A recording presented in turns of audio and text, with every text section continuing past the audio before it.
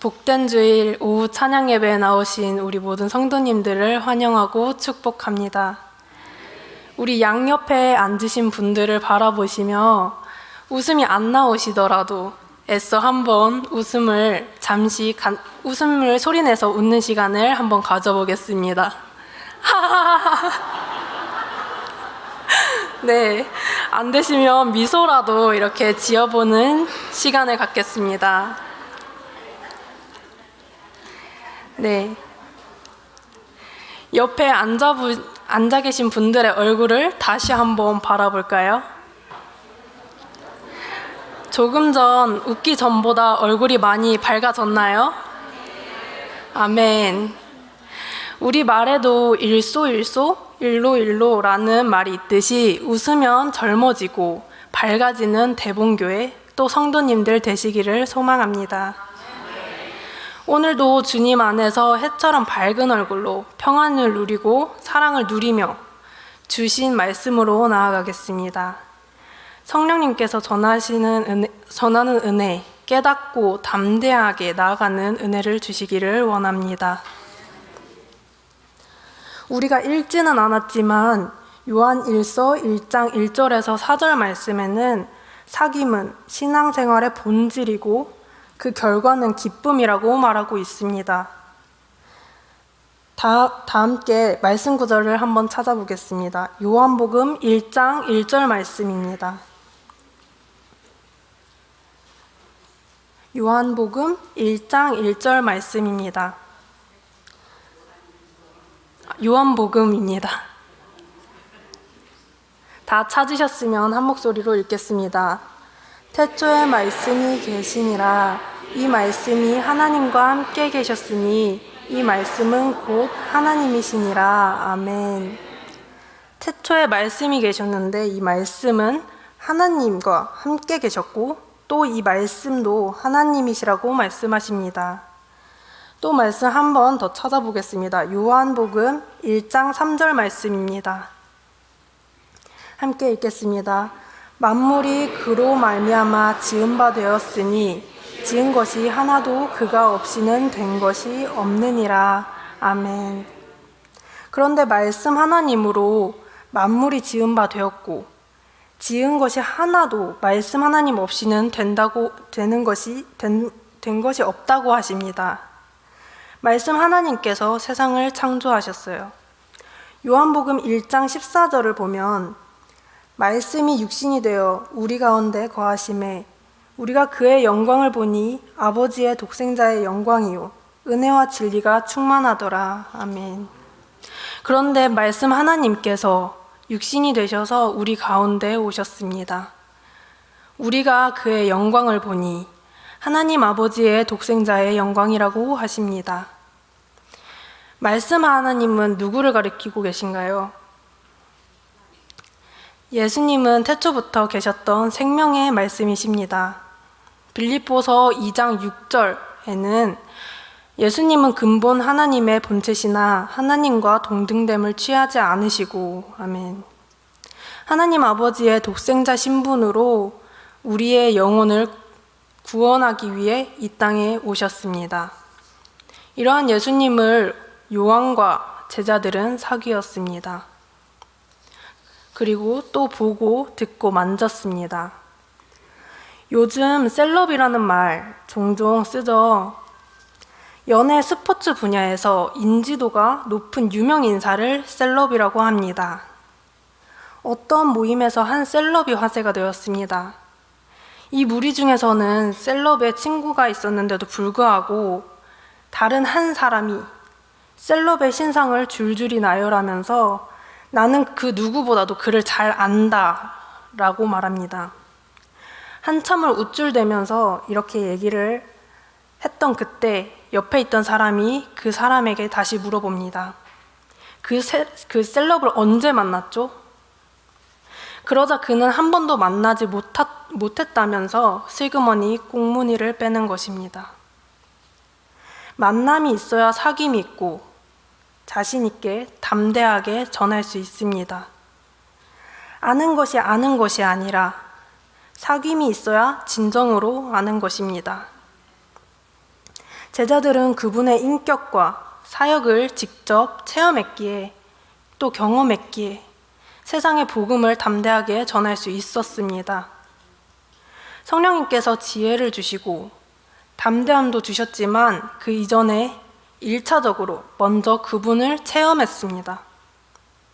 요한복음 전체에서 예수님께서는 계속해서 말씀하시는 것은 내가 아버지를 잘 안다고 하는 말씀이십니다. 내가 아버지에게서 왔고 아버지에게서 본 것을 아버지에게서 들은 것을 아버지께서 말하라 하신 것을 말한다는 말씀입니다. 내가 아버지를 안다. 아버지가 내가 아버지 안에, 아버지가 내 안에. 이 세상의 복음을 힘있게 외치기 위해서는 우리가 먼저 예수님을 깊이 체험하고 사귀어야 합니다. 예수님의 말씀을 깨닫고 순종함으로 하나님께서 우리 삶의 역사하심을 경험해야 합니다. 그럴 때 우리도 예수님의 복음을 외치는 일꾼이 될 수 있습니다. 오늘 본문의 말씀은 누가 하나님과 사귐이 있는가 하는 논제로 요한또는 그 공동체가 적대자들과 논쟁을 하고 있습니다. 적대자들의 주장은 6절에 우리는 하나님과 사귐이 있다라고 주장합니다. 그러나 그들은 어둠으로 특징지어 하는 행동입니다. 성도 여러분, 구름이 많이 낀 날과 비가 많이 오는 날에는 태양이 있을까요? 없을까요?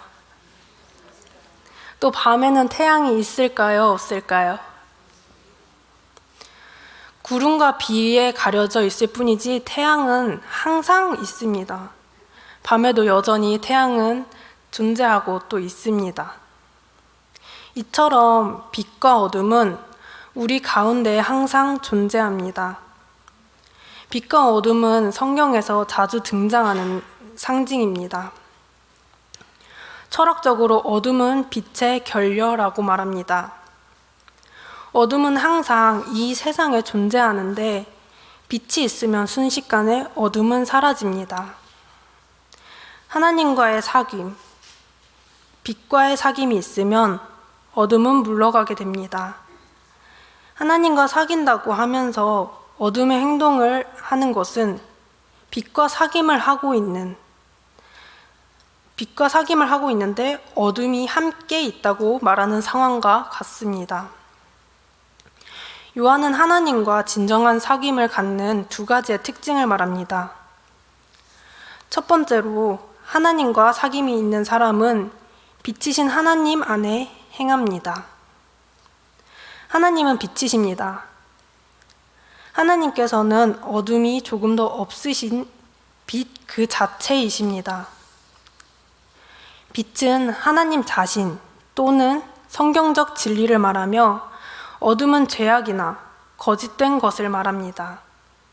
자기 방식대로 사는 사람은 모두 어둠 가운데 있는 것입니다. 하나님을 믿는다는 것은 어둠을 버리고 빛 가운데 산다는 말입니다. 다시 말하면 과거에 행했던 모든 죄를 그리스도의 피로 씻고 하나님께 용서받는 것을 말합니다. 이렇게 죄사함을 받고 하나님 말씀을 따라 살아가는 것이 빛 가운데 행하는 삶입니다. 하나님과의 사귐이 있다고 말하지만 어둠 가운데 행하는 자는 두 가지로 드러날 수밖에 없습니다. 거짓말하는 것, 그리고 진리를 행하지 않는 것입니다. 하나님과 사귀는 자는 어둠과 절대 사귈 수 없습니다. 왜냐하면 하나님과 어둠은 분명한 대조를 이루고 있어서 절대 사귈 수 없기 때문입니다. 요한복음 3장 20절과 21절 함께 읽어보겠습니다. 요한복음 3장 20절에서 21절입니다. 악을 행하는 자마다 빛을 미워하여 빛으로 오지 아니하나니 이는 그 행위가 드러날까 함이요 진리를 따르는 자는 빛으로 오나니 이는 그 행위가 하나님 안에서 행한 것임을 나타내려 함이라. 아멘. 진리를 행하는 자는 빛으로 나오고 악을 행하는 자는 빛을 피하게 됩니다. 그렇기 때문에 어둠 가운데 행하는 자는 결국 진리를 행하지 않는 자입니다. 하나님과 사귐이 없는 사람입니다. 요한복음 14장 21절을 보면 나의 계명을 지키는 자라야 나를 사랑하는 자니 나를 사랑하는 자는 내 아버지께 사랑을 받는 것이요 나도 그를 사랑하여 그에게 나를 나타내리라. 아멘. 우리가 하나님을 사랑한다고 하면서도 아직도 과거의 어둠에 머물고 있지는 않은지 정직하게 살펴보고 어둠에서 나와 빛 가운데로 행하는 삶을 살아야 합니다. 무늬만 그리스도인이 아닌, 표면적 그리스도인이 아닌 이면적 그리스도인으로 당당하게 이면적 그리스도인으로 당당하게 서시기를 소원합니다. 빛 대신 하나님의 자녀로 더 이상 죄악된 삶의 방식을 추구하지는 말아야 합니다. 두 번째로, 하나님과 사귐이 있는 사람은 어둠을 인정해야 합니다. 본문 8절에서도 자신에게 죄가 있다는 것을 인정해야 한다고 말씀합니다. 그러나 그들은 실제로 어떤 죄도 짓지 않았다고 생각합니다. 여기서 죄가 없다는 대적들의 주장에는 한 번도 죄를 짓지 않기 때문이 아니라 하나님과 사귐을 갖는 사람은 더 이상 죄에 대한 책임이 없으며 그것을 더 이상 느끼지 않아도 된다는 것이 대적들의 주장입니다. 그러나 사람은 누구나 하나님 앞에서 죄인입니다. 또한 10절, 그들은 우리가 범죄하지 아니하였다고 말하는데 여기서 사용된 완료형 동사는 대적들은 애초에 근본적으로 회개하지 않았다는 것을 말하고 있습니다. 요한은 자신이 죄인이 아니라고 말하는 것은 스스로 속이는 것이고 그뿐만 아니라 모든 인간이 죄인이라고 말씀하시는 하나님을 거짓말하는 분으로 만드는 것이라고 말합니다. 하나님과 사귐이 있는 사람, 그 사람은 오히려 자신에게 죄책이 있다는 것을 진정으로 깨닫고 자백하는 사람입니다. 모든 사람은 죄를 회개하고 하나님께 용서받아야 합니다. 하나님은 우리가 용서받고 회복될 수 있는 길을 열어두셨습니다. 우리가 할 일은 우리가 죄인이라는 것을 겸손하고 정직하게 인정하는 것입니다. 빛 대신 하나님 앞에서 자신의 모습을 돌이켜보면 자신이 죄인이라는 것을 자명하게 알 수 있습니다.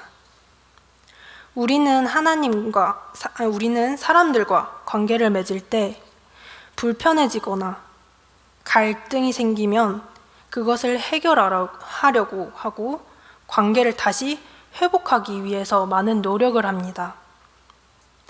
그러나 정작 참되고 거룩하신 하나님과 친밀한 관계를 유지하기 위해서는 그만큼 주의를 기울이지 않고 있습니다.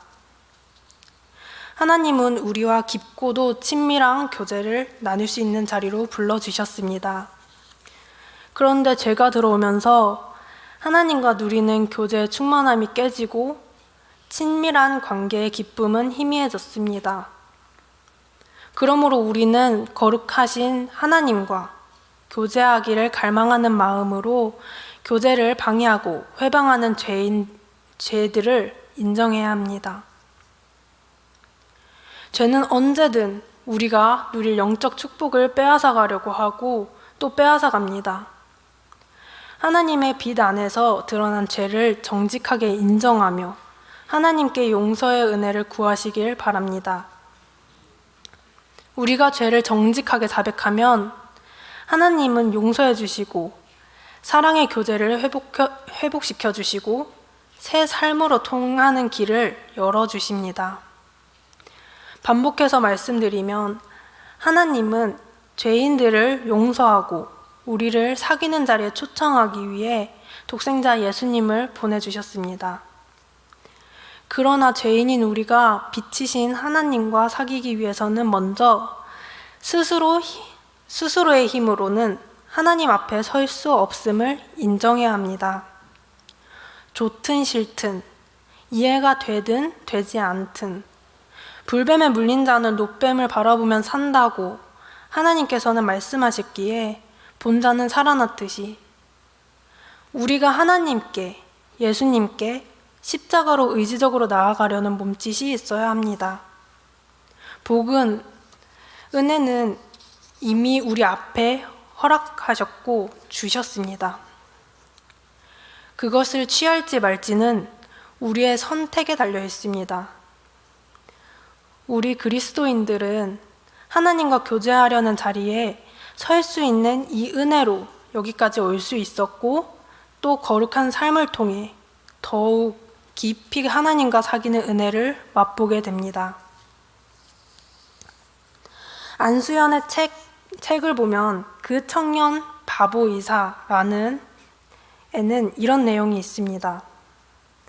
해부학 책을 보면 우리 뱃속에 흔적이 남고 피가 흐르지 않는 혈관 하나를 찾아볼 수 있습니다. 배꼽에서부터 이어져 있는 혈관인데 이 혈관은 한글로 표현하자면 배꼽 동맥의 흔적이라고 합니다. 엄마 뱃속의 아기에게 탯줄은 유일한 생명선입니다. 탯줄 안에는 혈관이 있고 그 혈관을 통해 아기는 엄마로부터 필요한 영양과 모든 물질들을 공급받기 때문에 당연히 이 혈관은 잘 발달되어 있습니다.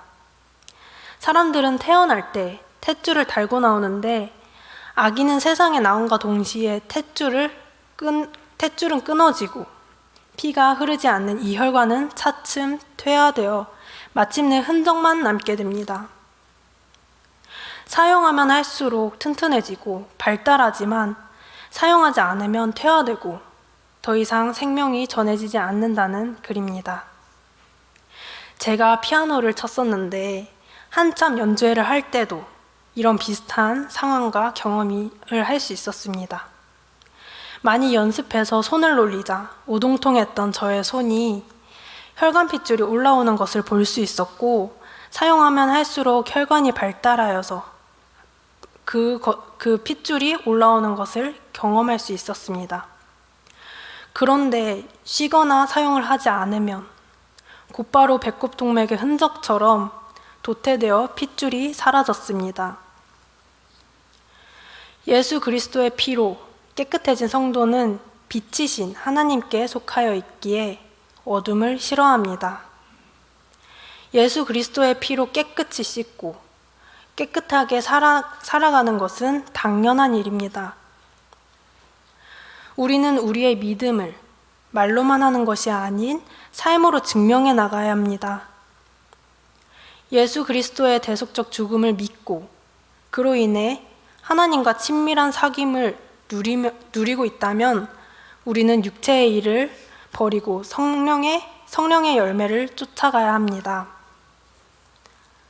우리가 빛 대신 하나님이 우리의 삶을 비추심을 믿으며 그 빛으로 계속해서 나아갈 때 주님은 우리를 회복의 길로 초대하시고 세상의 빛으로 살아가게 하십니다. 주님께로 빛 가운데로 나아가는 세상에 빛된 성도님들 되시기를 축복드립니다. 아멘.